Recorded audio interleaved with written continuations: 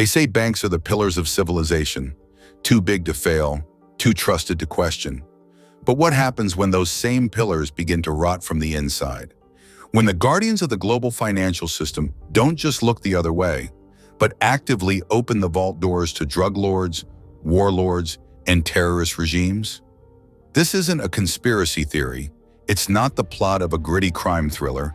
It's the true story of HSBC, one of the largest, most prestigious banks on earth, and how it knowingly laundered billions of dollars for some of the worst criminals alive and got away with it. Let's rewind. Picture glass towers in London, marble floors in New York, and pristine boardrooms in Hong Kong.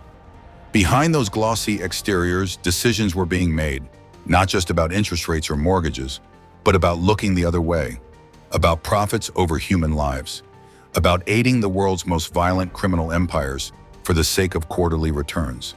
Founded in 1865, HSBC, the Hong Kong and Shanghai Banking Corporation, was built to finance trade between Europe and Asia.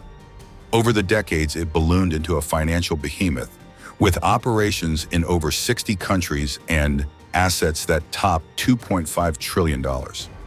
It had the reputation, the reach, the resources. What it didn't seem to have was a conscience. By the early 2000s, the signs were everywhere. Red flags waving like sirens. Internal memos flagged suspicious transfers. Regulatory bodies sent repeated warnings. Whistleblowers rang alarm bells. But inside HSBC, compliance staff were ignored, budgets were slashed, and any real attempts to confront criminal behavior were quietly buried beneath spreadsheets and corporate jargon. And then came 2012. A blistering 335-page report from the U.S. Senate Permanent Subcommittee on Investigations dropped like a bombshell. What it revealed wasn't just negligence, it was active participation in an international money laundering scheme of breathtaking proportions. Over $880 million laundered through HSBC accounts, money tied directly to the Sinaloa cartel in Mexico and the Norte del Valle cartel in Colombia. You've heard of the Sinaloa cartel. Ruthless, unforgiving, the masterminds behind mass murders, beheadings, kidnappings, and the endless bloodbath of the drug war that continues to plague Latin America and spill across U.S. borders. HSBC didn't just enable them, it empowered them. Their drug profits, earned through cocaine smuggled into the U.S., children recruited as killers, and communities ripped apart, were clean, legitimized, and moved into the global economy via HSBC. How did they do it? By literally redesigning their internal banking processes in Mexico to make it easier to deposit drug money.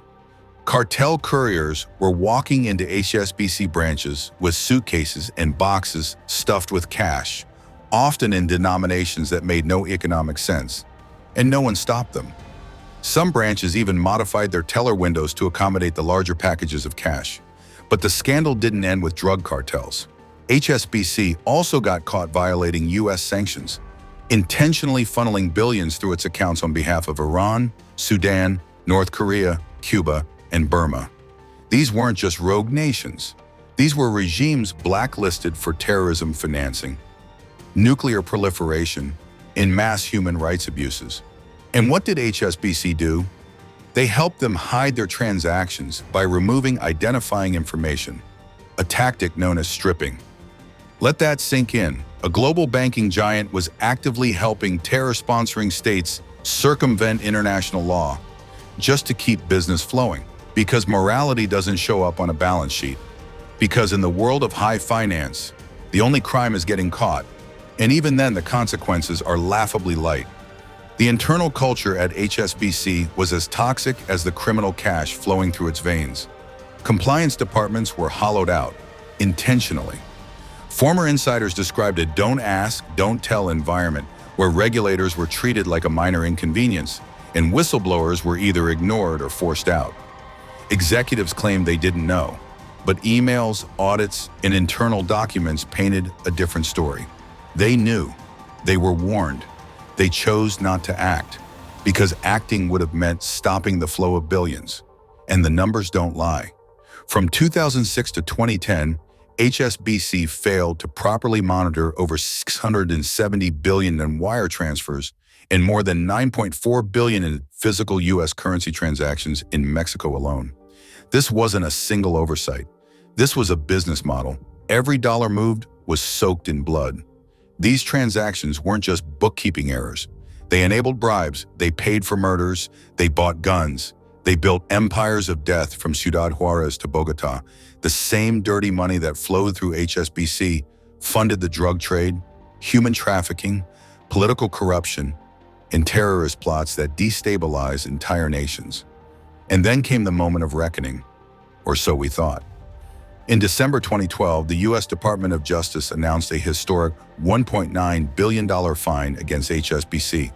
At the time, it was the largest financial penalty ever imposed on a bank for such crimes. But that's where the justice ended. No arrests, no indictments, not a single executive charged. Why?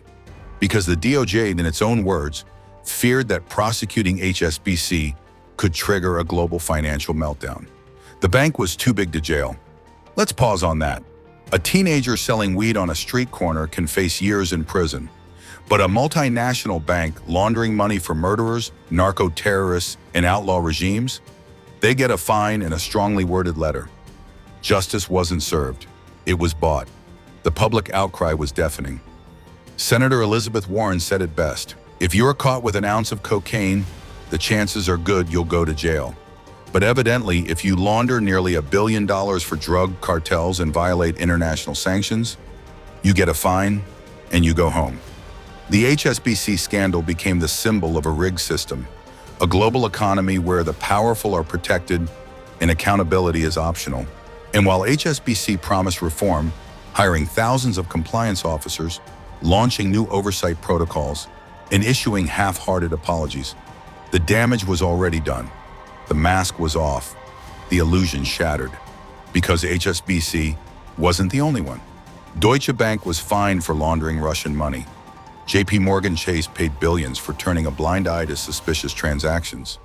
Standard Chartered, BNP Paribas, Wachovia, the list reads like a rogues gallery of financial enablers. The pattern is clear. The world's most respected banks are often the most dangerous.